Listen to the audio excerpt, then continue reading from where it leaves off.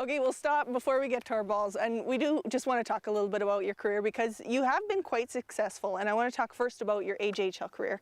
You were Coach of the Year 3 times with the Spruce Grove Saints. Can you just talk about the record-breaking team that you had when you had 54 wins in a season?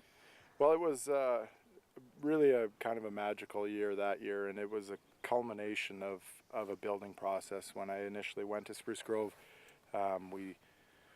they had a pretty talented crew, and coming in as the general manager, you're responsible for all the moves, and really felt like we needed to overhaul it a bit and build towards something. And actually our third year there was highly successful as well. We lost in the league final and learned a lot from losing in the league final, and we were fortunate next year.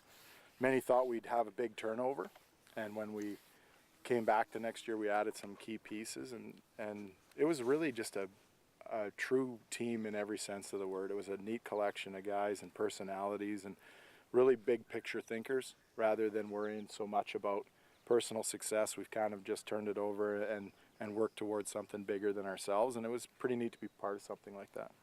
You know, in every career, whether it's a coaching or a player, there seems to be magical years, and you use that already. You know, do you have special memories? Your coaching career is just getting started, but do you have special memories of that team? Do you think that'll be a team you'll carry with you going forward?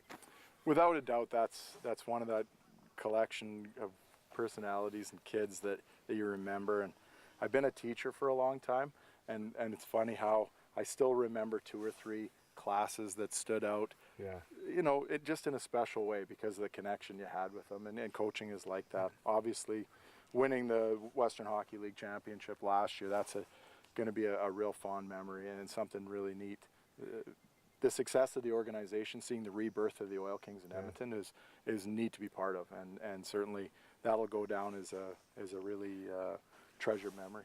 After having so much success in the AJ, was it almost a hard decision when you decided that, okay, yeah, I'm going to go with the Oil Kings now and leave that behind when it was such fond memories?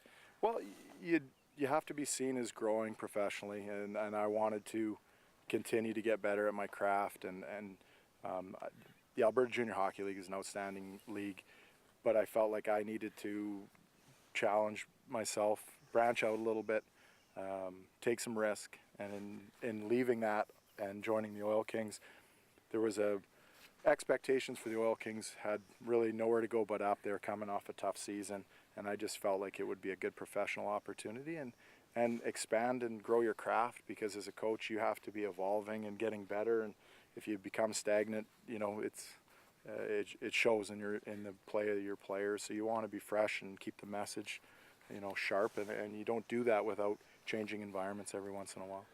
Now, last year they brought in Shawn Brown. You and Shawn Brown were part of the coaching staff. Did you guys have a bench press contest every week, or was it bi-monthly?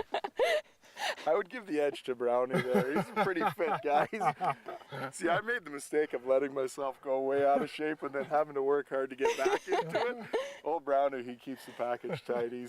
So yeah, it was good to have Brownie, you know, join the staff and add another dynamic. And for our kids to see him, you know, a guy that just finished a long playing career, that was an important piece. And then I think the guys, you know, really had a connection with him, and being an NHL hockey player, you know.